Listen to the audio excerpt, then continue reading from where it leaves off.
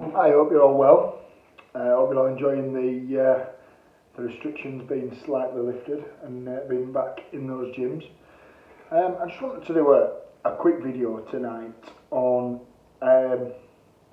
when I think it's a good idea for a client to have a diet plan, a set out plan, and when I think it's a good idea for someone to just follow macros or calorie count. So, for argument's sake, for me to set them and say, right, I want you to hit 1300 calories today.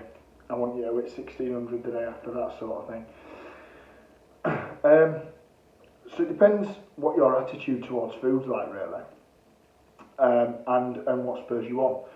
If you're one of these people that suits being told what to do to the exact nail, then, as a lot of my clients I will set you out a food plan where it tells you what to eat for your breakfast, snacks, lunch, dinner, that sort.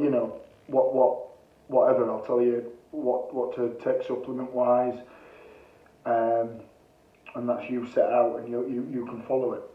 Now, if you're one of those people that is going to get bored easily of those sort of foods, and routine isn't necessarily what you like just kind of living your normal life and just incorporating foods in there, then a macro or calorie count might be the best option. And I don't rule out any of these. Now, the pros and cons of both are as such. So, the pros of having a diet plan is that I know exactly what you're eating. So I know what foods are agreeing with you, how your digestion is, how you're adhering to that. If I'm leaving you to your own devices, and I'm not saying this is a bad thing, both ways can work.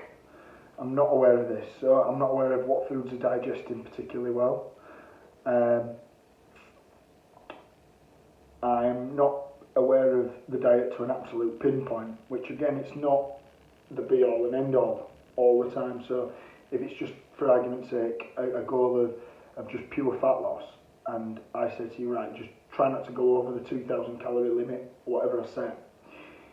If said client does that for, say, however long, it will work and they'll lose weight, and it's proven, that is how it works. The calories you put in, as long as you're expending the right amount, your energy balance is at the right level, and you're in a deficit, you will lose weight. So both ways work, and what the pros are on the calorie side of things, the calorie count, is that it does free up life. If you decide to have a Big Mac, you just pull back tea a little bit, or if you want to just eat clean, you work your calories in, and then it might get to before bed and you might want to shove a bag of Maltesers in there, you're fine, you're in your calories.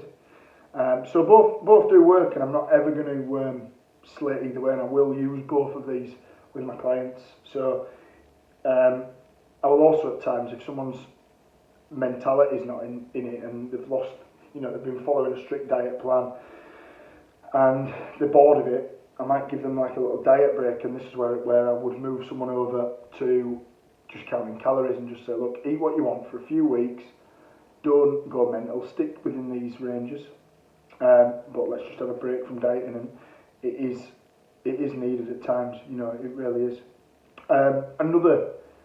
Another thing that's important as well to discuss is someone who, let me give you an example.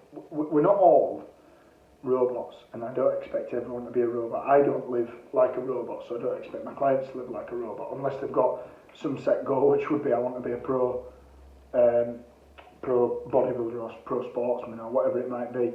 Then it's different. If you're just an average Joe, which I count myself in, who wants to have a nice life,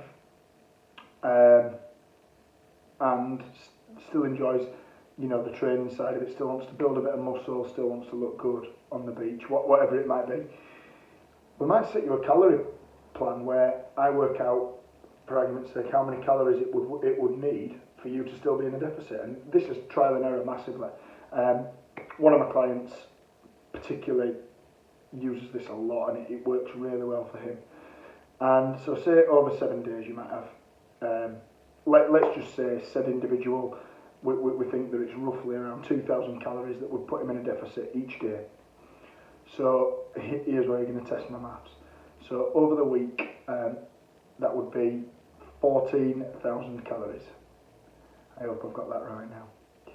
So, you know, we need to basically spread that out over the week. So we might go really gung ho with him for 3 days, and we might say, right, 1,800 calories for 3 days, and leaving them in the bank. You treat it like a bank system. So they're left in the bank, and as long as energy is good for training, and as long as it isn't suffering. Remember, these are just everyday people. You know, we might have. You might say, for argument's sake, 1,800 for 4 days calories, and that's a massive deficit for this guy. But then he knows he's going to have a Friday night that's going to be quite heavier on the calories. He's going to have a Saturday night, and he wants to have a Sunday night.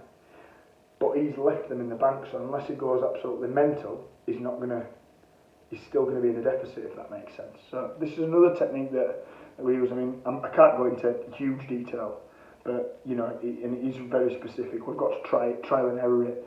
If his energy levels are like a piece of shit on the low calories, say Monday to Wednesday or Monday to Thursday, then it's not optimal. If his performance in the gym's shit, then again it's just not optimal. So it is about working that energy balance out and finding the sweet spot with that. That definitely is another option for that. But yeah, as I say, I will comfortably go with either way. I think that they're really good, as I say, and I think that people can flit in and out of both, so they could happily do an 8-week period of listening to exactly what I say and being my bitch, to then saying, do you know what, fuck off, Chris, I want to just count calories for a bit, I want to have a diet break, I'll still send you my check-ins, but you know, that's always an option. So I do want to make sure that my current clients are aware of that.